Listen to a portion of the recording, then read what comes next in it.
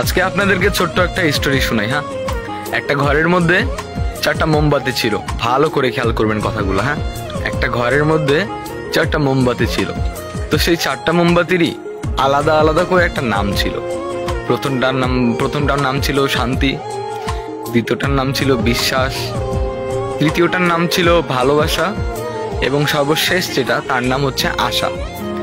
তো কি হলো জানেন, জ্বলতে জ্বলতে হঠাৎ করে শান্তি নামের যে মোমবাতিটি ছিল সেই মোমবাতিটি নিভে গেল, বুঝছেন।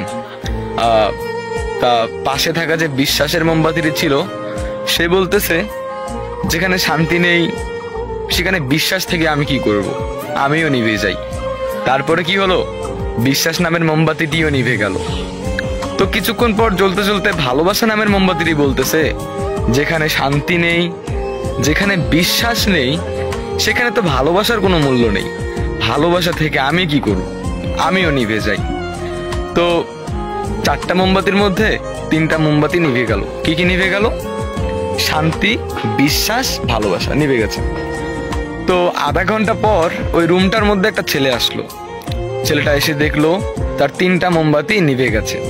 তো সে কি করলো, আবার লাস্টে যেই মোমবাতিটি জ্বলতেছিল, মানে যে আশা নামে মোমবাতিটি জ্বলতেছিল, সেই মোমবাতিটি দিয়ে সে আবার পুনরায় সেই 3টা মোমবাতিকে আবার জ্বালিয়ে দিল। তো আবার 4টাই জ্বলতেছে। হ্যাঁ, তো এই গল্প দ্বারা আমরা কি শিখতে পারলাম?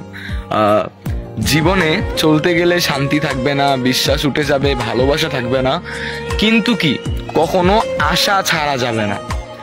আপনি জীবনে কি করছেন, কি করেন নাই, কি করবেন, এগুলো কখনো ভাবা যাবে না। আপনি যেটা করতেছেন ওটা কন্টিনিউ করে যান, আশা ছাড়বেন না। স্বপ্ন থাকা ভালো, স্বপ্ন দেখুন, একটা আশা রাখুন মনের মধ্যে যে না আমি পারবো। ওইরকম করে যখনই সবকিছু উঠে যাবে, নিভে যাবে, সবকিছু মরে যাবে, তখন একটা জিনিস ভালো করে মনে রাখবেন, আশা ছাড়া যাবে না। সো গল্পটার মানে কি বুঝলেন? যদি বুঝেন একটা ছোট্ট করে কমেন্ট করে যাবেন, আর যদি বেশি ভালো লাগে একটা শেয়ার করে দিবেন।